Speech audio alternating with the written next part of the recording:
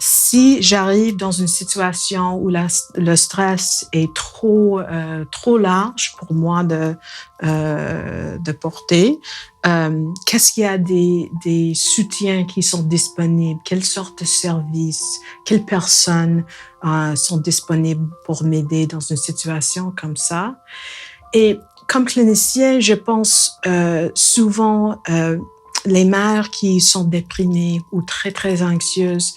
Est-ce qu'il y a des programmes de prévention pour aider avec les difficultés de santé mentale pendant la grossesse? Ce serait bien si les parents pouvaient connaître les facteurs qui ont un impact sur le développement de la maladie mentale, en commençant avec les influences pendant la grossesse. Comme clinicien, je vois souvent des situations où un gros stress a beaucoup d'impact sur la vie d'un enfant et sur la famille aussi. Mais c'est important pour moi de souvenir que aussi le stress est normal et si on a des sources de soutien autour de nous, ça pourrait prévenir des effets négatifs de la stress. Considérons que les fondements de la santé mentale sont posés au cours des premières années de la vie. Les maladies mentales perdurent tout au long de la vie.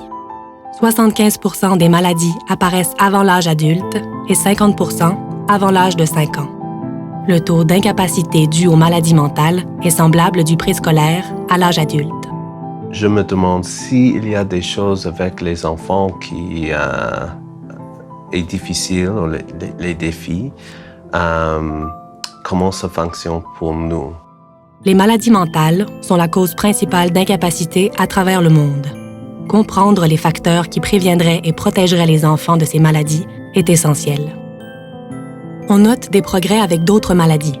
Par exemple, nous avons réussi à réduire l'occurrence de maladies cardiaques et du VIH. Avec les maladies cardiaques, nous pouvons même évaluer notre risque avant, à des fins de modifier nos facteurs risques. On connaît les effets du stress sur la grossesse, spécialement les niveaux très élevés de stress qui peuvent avoir un retentissement sur le développement de l'enfant. Voilà ce que nous savons. L'expérience pendant la grossesse peut influencer le bien-être de l'enfant. Certains enfants sont protégés ou à risque en lien avec leur génétique. Les événements de la vie, ainsi que la qualité de la relation parent-enfant, influencent le développement de l'enfant. Et les garçons et les filles sont affectés différemment. Ce dont nous avons besoin, ce n'est pas vraiment une liste plus large des facteurs prénataux, postnataux, environnementaux, génétiques. On a besoin de mieux comprendre comment ces facteurs travaillent ensemble. Dream Big est une collaboration de chercheurs à travers le monde qui veulent comprendre les facteurs tôt dans la vie de l'enfant qui influencent le développement de la maladie mentale chez les enfants. Nous avions 3 objectifs. Premièrement, est-ce que l'adversité prénatale est-elle modérée et vécue différemment en fonction de la génétique de l'enfant?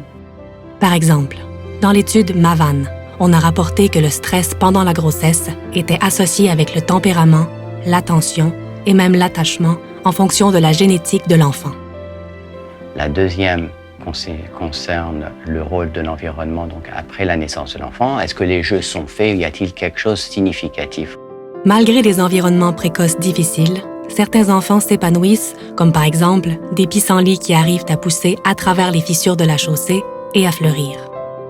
D'autres enfants, plus sensibles, nécessitent des conditions plus attentionnées pour leur épanouissement. Tandis que ces enfants sont plus susceptibles à la maladie mentale dans des environnements difficiles, ils s'épanouissent dans des environnements positifs. On compare ces enfants à des orchidées. Troisièmement, nous voulons voir si certains de ces facteurs pourraient expliquer une divergence qui est assez marquée dans la distribution des psychopathologies en fonction du sexe de l'enfant, voire le TDAH ou la dépression. L'objectif à long terme serait de pouvoir mieux informer la prédiction de la maladie mentale et surtout des points d'intervention précoces, voire même la prévention. Continuons à encourager cette recherche. Ainsi, nous pourrons exploiter le potentiel du cerveau à se changer, ainsi qu'aider les familles à contribuer au bien-être des enfants.